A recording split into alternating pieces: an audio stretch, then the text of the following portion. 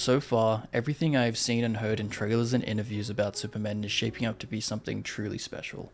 Something despite 10 years of superheroes that hasn't been done for a while. A superhero movie not being embarrassed of its source material, respecting the past and transferring it to the big screen. It isn't scared to have its underpants on the outside of its suit. It isn't scared to have colour, all while taking itself seriously and not making jokes about how stupid it all is. Seemingly having emotional and touching moments about what it means not just to be a superhero, but to tell the story about how basic human kindness is a value and is something we have lost. Which leads me to my spiraling thoughts about the future of James Gunn's DCU. I appreciate his mindset that the script has to be finalized and finished before it goes ahead, which is why we're getting a Clayface movie before Batman's DCU appearance. So in this video, I'll be talking about the grand vision of storytelling I am expecting from James Gunn and all the other directors and writers working with him to hopefully craft a solid DC universe. Let's begin with one of my most excited elements that we know about. Superheroes have existed in this world for 300 years. In an interview with Entertainment Weekly, James Gunn said if you saw a shark man walking down the street, you would probably vomit and shit yourself to death. If they saw one, it would be more like if you saw Paul McCartney on the sidewalk of New York. Ever since I began to think about how I would create the DC cinematic world during Marvel's peak, I came to the conclusion there's no way it could start from ground zero. It would take so long to build up to the point where everything is already introduced, and by then actors would have aged out of their roles and would only be just beginning.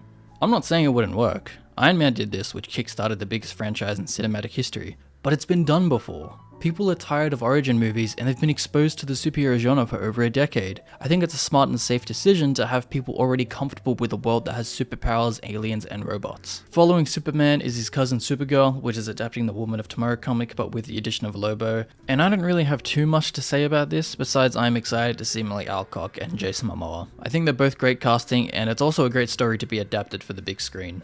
I do expect Supergirl to show up in Superman, not in a big way, but perhaps an end credit scene where she picks up Krypto.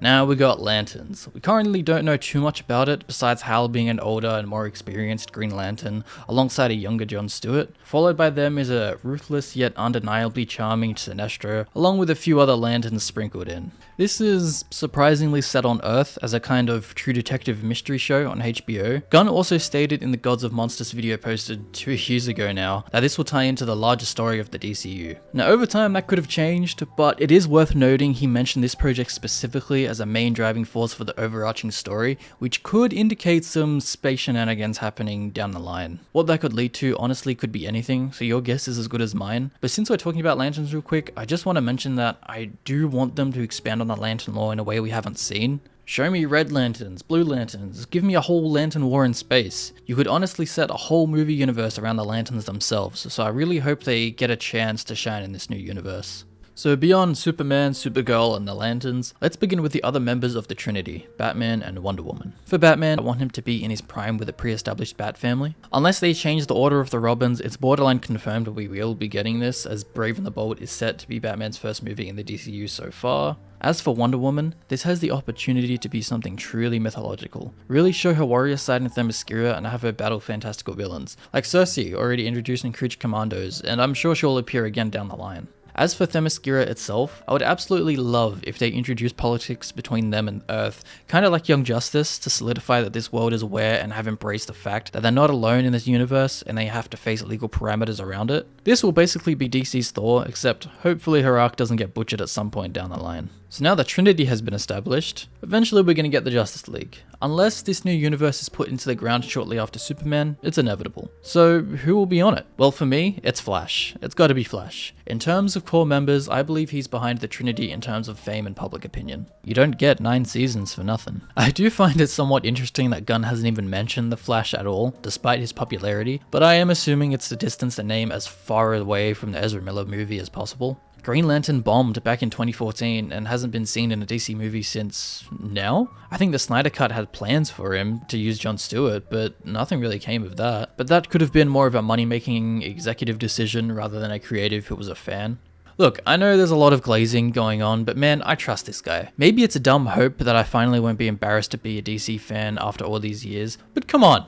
If you're a fan of superheroes and you watch these interviews or trailers for Superman and you don't feel some kind of positivity, I think something's wrong. And look, I will be the first to put Gun on Fraud Watch if Superman and the other DC movies flop, but as for now, I'm huffing that hopium. Now real quick, back to Flash. I'm wondering who's going to be under that cowl. I assume it will be Barry, and I hope Wally is in the solo movie as well. Make it a movie with the two battling the rogues, I think that could be fun. From here, all we can do is theorize with the League. Green Arrow, Black Canary, Aquaman, Martian Manhunter. I think Martian Manhunter is a great pick. He hasn't really had a chance to shine on the big screen before, and I think there's some potential there on a good emotional story about an alien outsider on Earth looking in on humans and how to relate to them. So Martian Manhunter, definitely my pick. Now in Superman, we also have Mr. Terrific, Gardener, Hawkgirl, and Metamorpho as the Justice Gang. Depending on how they go in Superman, I think Mr. Terrific and Hawkgirl are prime candidates for the League. With those two plus Superman and at least one of the Green Lanterns, that's 4 members already introduced to the audience. Throw Batman, Wonder Woman, and Flash in there, and we could have a Justice League movie a lot sooner than we think. Maybe keeping Lanterns in mind with the intergalactic theme and pushing the overarching story closer, you could have a white Martian invasion with Martian Manhunter being added to the team in the same movie. But my personal preference for villains in a Justice League movie would either be Legion of Doom or the Crime Syndicate. We haven't really had a superhero team-up movie where the heroes are fighting villains that match them, and I think you can spice up the dynamic and flow of an ensemble movie.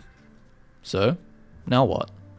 Gunn has said we won't greenlight a film until we have a finished script we're happy with, and in general, we won't cast a film until that script is finished. This is why some projects are moving faster than anticipated and others more slowly. It's always going to be quality first, no matter what. As I mentioned before, a Clayface movie being made before establishing Batman isn't something I would have guessed, but here we are. So without a clear vision like Marvel does with their phases, it's hard to determine what's next. And we recently had Creature Commandos, so no matter how small or obscure, possibilities for character debuts are endless. Not a lot of progress has been made on the other Gods and Monsters projects. We still have Waller, which I assume will connect heavily to Peacemaker. Swamp Thing can introduce the magical side of DC with Justice League Dark. Booster Gold could set up the future and Legion of Superheroes, which Supergirl could possibly interact with. And Paradise Lost, which is described as a kind of Game of Thrones on Themyscira. I hope we hear an update on that specifically soon, because the premise sounds really cool and interesting, but it's been pretty quiet. Now the last project I haven't mentioned is The Authority. The script has been slow, which is why we haven't seen much development, but I also hope we see updates on this very soon because I think the superhero movie could plant seeds to an eventual Superman vs Authority movie, or even Justice League vs Authority.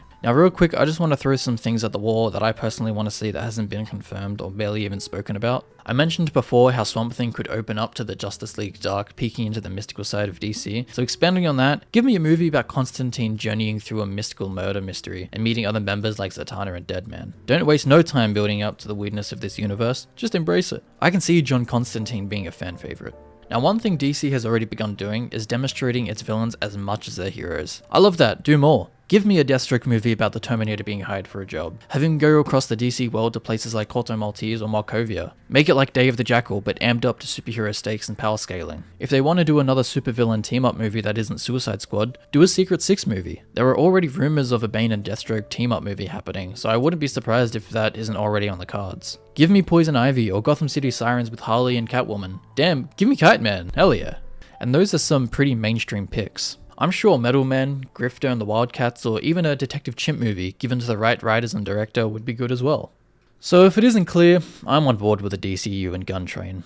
I've been brainwashed and, depending on the outcome of these future movies, possibly conned into having this much faith. But I don't think it's a bad thing to be excited for one of your favorite IPs to get some CPR. Yeah, I've been burned before, we all have. Whether it was from a director's vision or studio meddling, so maybe I am naive. But damn do I feel giddy when I hear Superman say, "Hey buddy, eyes up here."